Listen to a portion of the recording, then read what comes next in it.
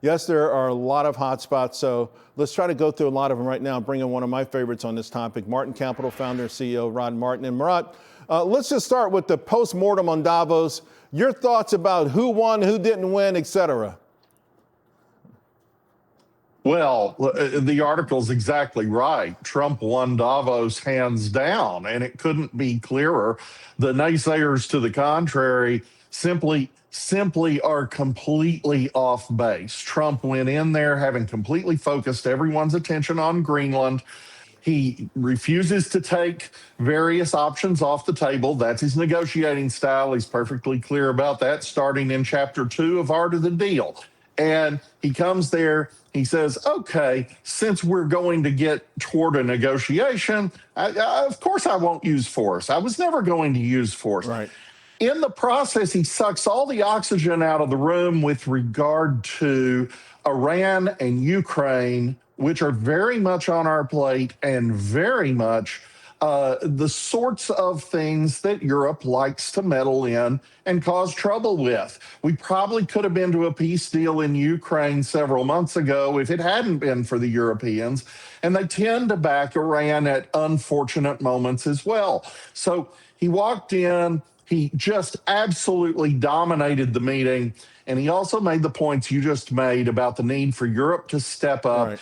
It is much, much too long that they have sent more money to Russia than to Ukraine while talking about how we're not doing enough. Yeah, and that refined oil from India is also indirectly coming from Russia. Hey, let's talk about Mark Carney, because he became the globalist hero. Of course, he got full of himself. He went back to Canada and he kept pushing talking about leaving in America, going into the waiting arms of China. Obviously, President Trump isn't having any of that. Your thoughts?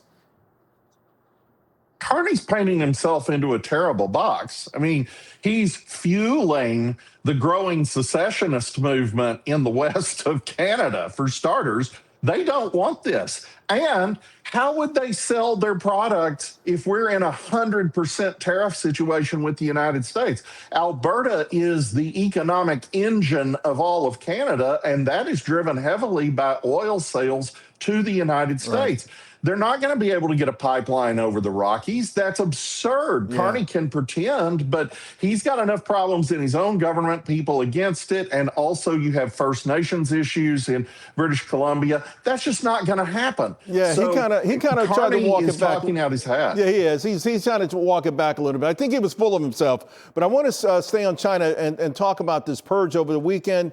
Golly, I mean, this is crazy. The guy, Xi just got rid of everyone, including like his best friend. Very, very concerning. Several of us have been saying, as you know, all year that Zhang Youxia, who is the military chief, he's number 2 only to Xi Jinping, is more dovish on the Taiwan issue than Xi. And all of a sudden, he's gone. Now, they've been having this ongoing power struggle for quite some time, including 9 senior military leaders getting sacked before the big party Congress in October. There's some speculation that, Zhang and his deputy are out at the moment just to keep them from doing a repeat at the upcoming party meeting.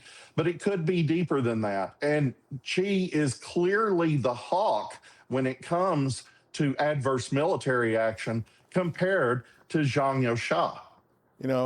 There's a couple of Supreme Court decisions coming real soon. You say they actually could unwind the deep state. We don't have time to go into it now, but they should be here with us soon. And I want to bring you back on the show, Rod, and talk about it when they happen. Let's do it. All right, sounds good. Thank you very much. Love your expertise in all these areas.